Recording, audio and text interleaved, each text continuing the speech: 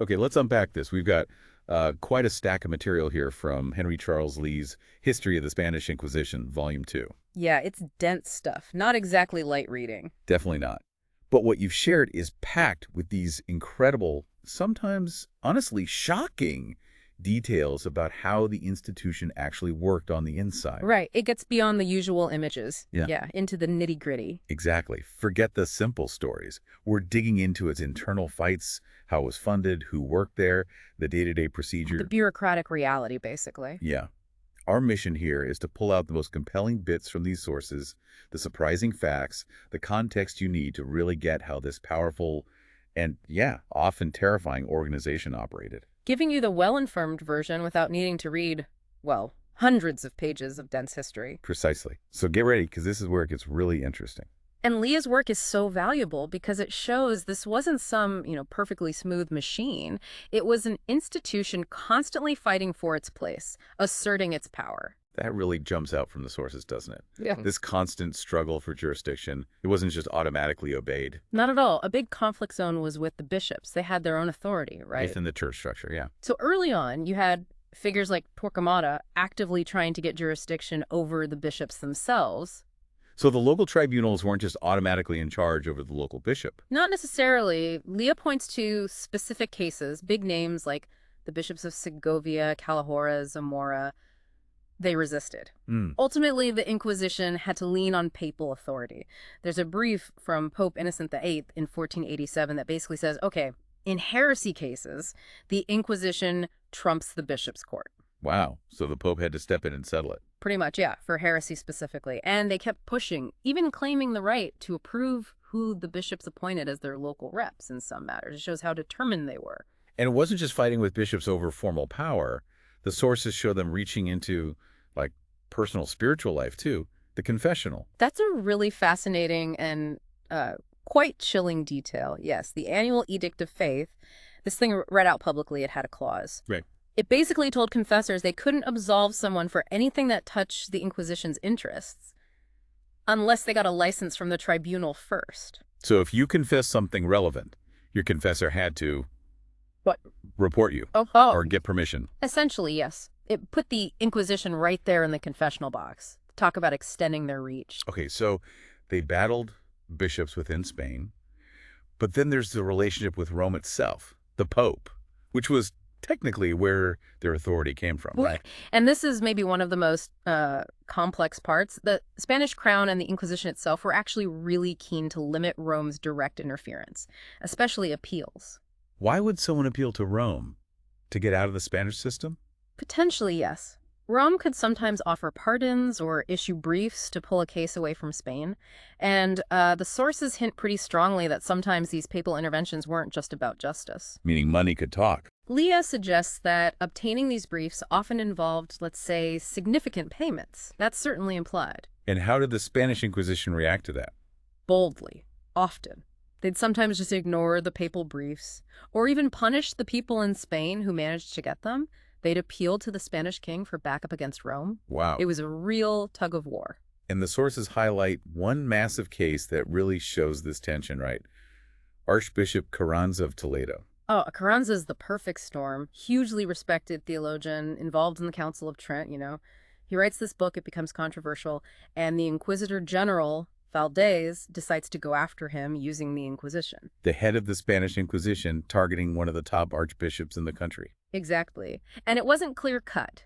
The University of Alcalá, for instance, said his book was fine, but Valdez got a specific papal brief allowing him to investigate high-ranking clergy for suspected Lutheranism and use that to arrest Carranza. Which led to him being locked up for years. Years and years, a huge chunk of his life. The case became this massive political football between King Philip II and the papacy. Different popes got involved. It dragged on forever. It just shows how the Inquisition could be a political tool and how it asserted its power even against the highest church officials, often pushing back against Rome's own authority or attempts to intervene. So, theoretically, under Rome, but in practice, backed by the Spanish crown, they acted pretty independently. Very much so. And that continued. Later on, Philip V clamps down even harder, forbidding papal briefs being published in Spain without royal say-so, banning appeals to Rome entirely in 1705. Right. The sources make it clear. If you were caught in the system, fighting against the combined power of the Inquisition and the Crown was incredibly difficult, even if Rome technically had the final say. So what does this constant fighting over jurisdiction tell us, with bishops, with Rome? What's the takeaway about the Inquisition's power? I think it shows its power wasn't just handed to it on a plate. It had to be actively won and defended through politics, through alliances with the crown, through sheer stubbornness, even against the Pope sometimes. It wasn't just religious. It was deeply political, deeply tied to the Spanish state. Its authority was contested. That makes sense. Power wasn't static. Okay, so speaking of what drove it, let's talk about the money. The sources are pretty clear. This thing had a serious financial engine. Oh, absolutely crucial. Especially in the early days, confiscation was the name of the game, taking the property of people convicted of heresy. How do they justify that? Taking everything someone owned? The logic came from Roman law, actually. Treason against a ruler meant confiscation. Well, heresy was framed as treason against God. Even worse, right? Okay. So the church adopted this idea early on. Councils back in the 12th century laid the groundwork. If you're a heretic, your property is forfeit. So found guilty, you lose it all. Pretty much. It officially went to the king's treasury, but then it was assigned to the Inquisition's own financial officer, the receiver. And the really brutal part was the anterior date. What was that? Confiscation wasn't dated from your arrest or conviction. It was backdated to whenever they decided your first heretical act happened. Could be years earlier. Whoa. Which meant any sale, any gift, any business deal you'd made since that date, invalid, void. That must have caused absolute chaos. Not just for the person, but for their family, business partners, anyone. Total insecurity. Imagine buying property only to find out years later the seller was condemned for heresy dating back before you bought it. Your title is worthless. Children couldn't inherit. Leah gives this example from 1512. Yeah. A whole community complained they'd paid off a debt years ago, but now the Inquisition was demanding it again because the original creditors were condemned and the condemnation was backdated to before the debt was paid. Unbelievable. Just wiped out transactions. And what happened to the actual houses and lands they confiscated? Often they just fell apart. Neglect. Bureaucracy.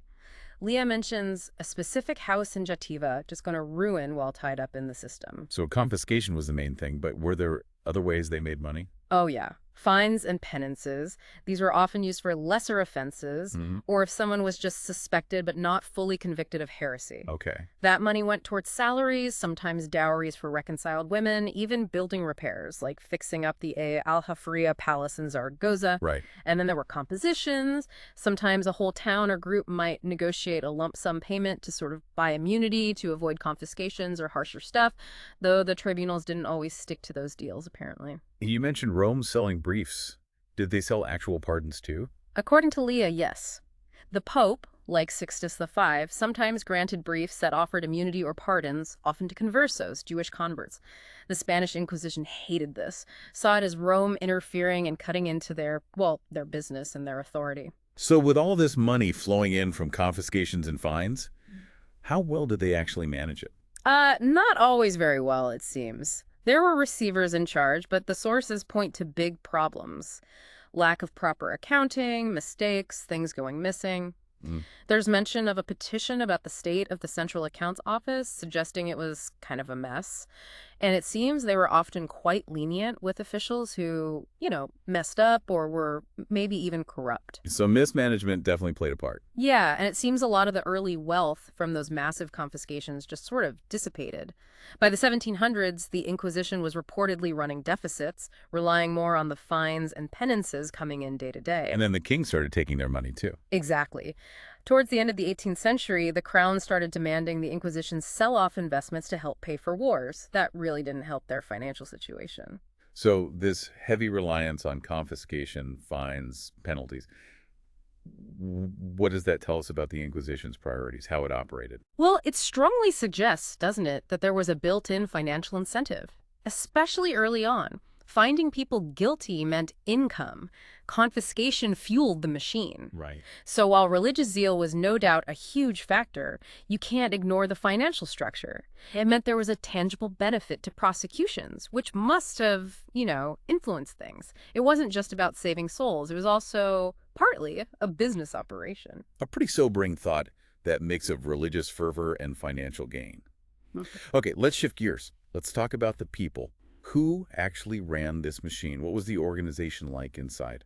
Well, it grew. Over time, the number of officials needed just kept going up as it expanded across Spain and the In colonies. getting one of these jobs, it wasn't always about being the most qualified or devout, was it? The sources mention offices being sold. Yeah, that was pretty common in lots of government and church bodies back then. The Inquisition was no different. Offices were sometimes sold off to raise cash for the crown or the Suprema, the governing council. So you could literally buy a position in the Inquisition. It seems so, yes. Leah mentions requests for funds from these sales, grants of the proceeds to individuals.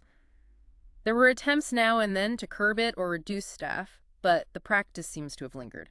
And what kind of problems did they have with their staff, aside from how they got the job? Well, Leah mentions a few things. Officials sometimes hired cheaper, less qualified substitutes to do the actual work.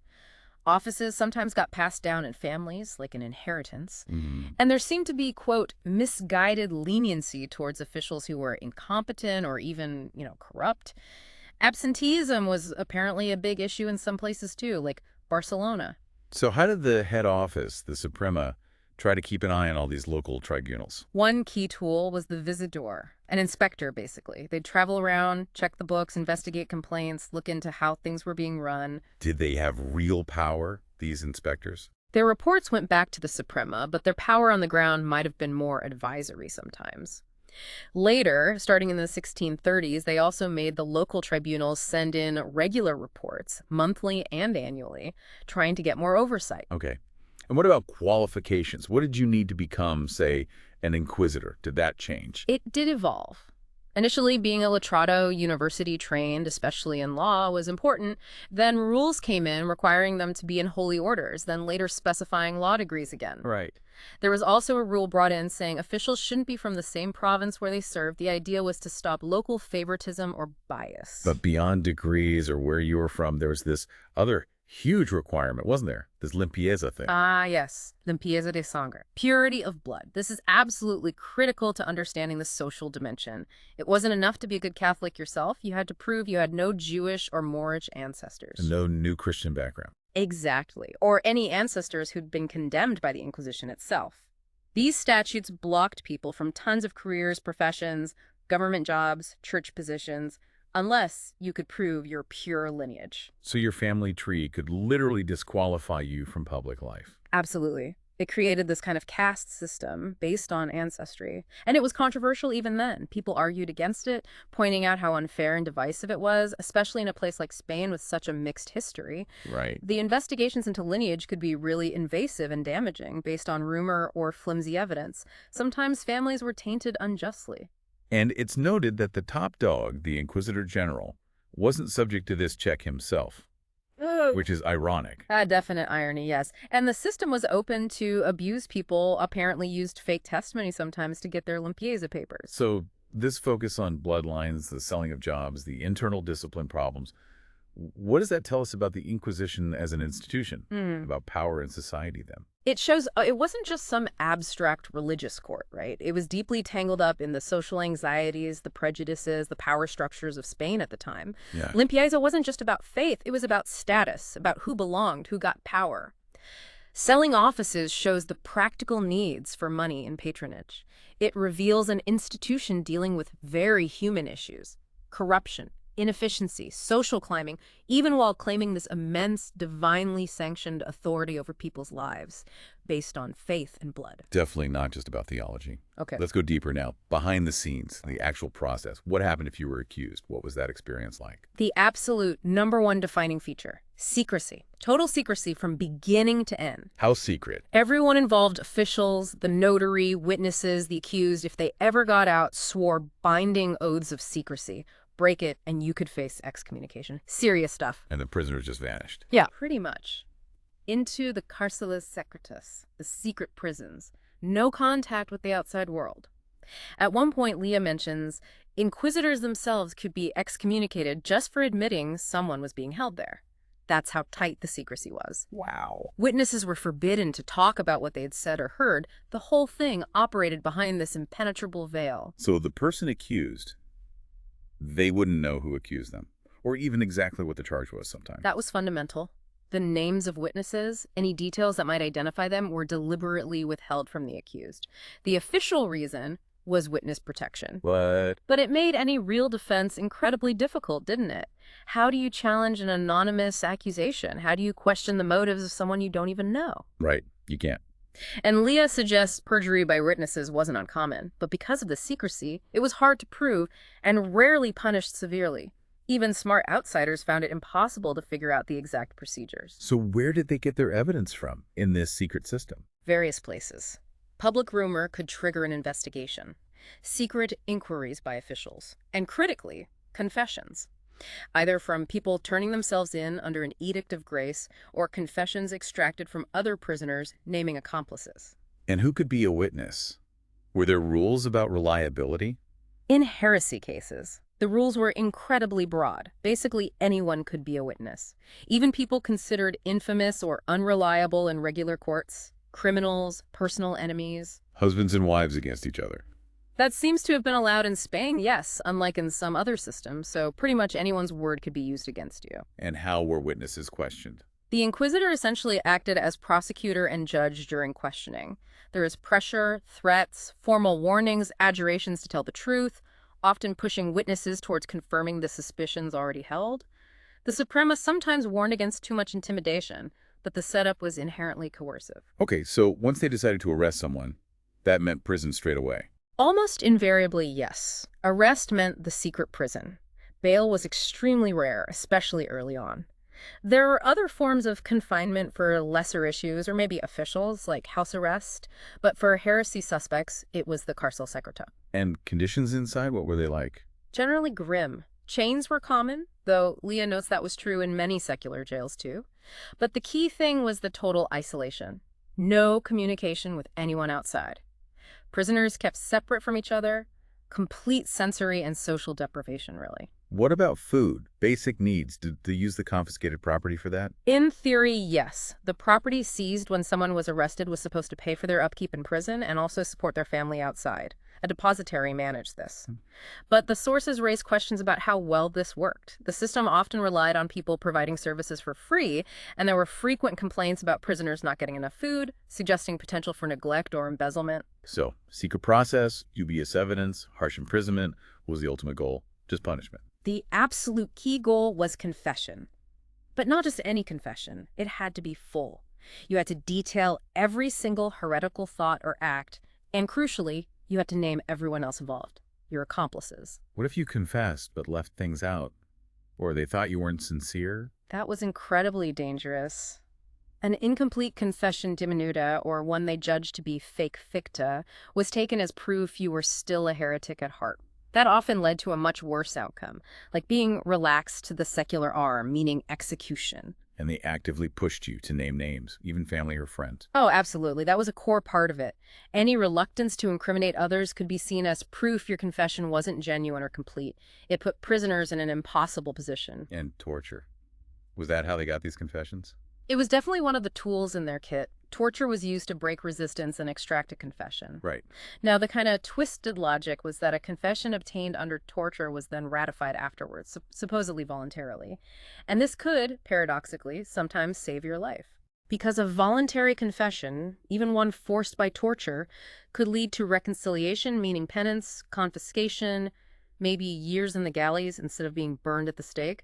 So it was sometimes called the benefit of torture. A horrible phrase, but it meant a chance to live, albeit ruined. What if someone confessed under torture or out of fear and then later tried to take it back? Say they got out somehow. Extremely risky. Retracting a confession made to the Inquisition was considered a serious offense in itself. It was listed in the Edicts of Faith as something people should denounce. Why? Because it challenged the whole system, the idea that the Inquisition's process was infallible and just. And the actual evidence needed to convict someone of heresy. How strong did it have to be? Shockingly weak by modern standards. Heresy was often inferred from actions. Things like avoiding pork, washing in a certain way. Things that might be religiously neutral could be interpreted as proof of heretical intent, even if the person denied it. So intent was assumed. Often, yes. And convictions could happen on flimsy testimony. Leah mentions cases based on maybe one eyewitness plus hearsay, or witnesses testifying merely on suspicion. The bar for proof could be incredibly low. So looking at this whole procedure, the secrecy, the pressure, the weak evidence, the focus on confession above all else, Yeah. what does that say about justice in the Inquisition? It paints a picture, doesn't it? A system designed less to find objective truth through a fair contest, and more to confirm its own suspicions and extract confessions that validated its power and mission. Right. The secrecy, the fear it generated, the way witnesses were handled, the pressure to confess and name names, it all stacked the deck overwhelmingly against the accused. A real defense was almost impossible. The fear itself was a tool of control. Absolutely. The whole process seems built on generating fear and maintaining opacity, prioritizing the institution's goals, religious purification, social control, financial gain over what we'd now consider basic due process or fairness. So we've really pulled back the curtain then, based on these sources. We've seen the complex power struggles, the often brutal financial machinery driven by confiscation, The personnel issues, that whole limpieza business shaping who got in. and these terrifyingly secret procedures built on anonymous accusations, coerced confessions, and a really low standard of proof. Yeah, Leah's details give you a much richer and frankly much darker picture of how this institution actually worked on the inside, far beyond the public spectacles like the autos de fe. It was a bureaucracy, a powerful one, but also flawed, complex, and deeply tied into the society around it. Which brings us to a final thought for you, our listeners, to chew on. What lessons can we take from looking at an institution like this? One that had such immense power, operated in such secrecy, and where religious aims, state control, and money seem so tightly interwoven. What does seeing the detailed bureaucracy, its rules, its inefficiencies, its internal conflicts tell us about how powerful institutions function, even ones claiming divine authority? Something to think about.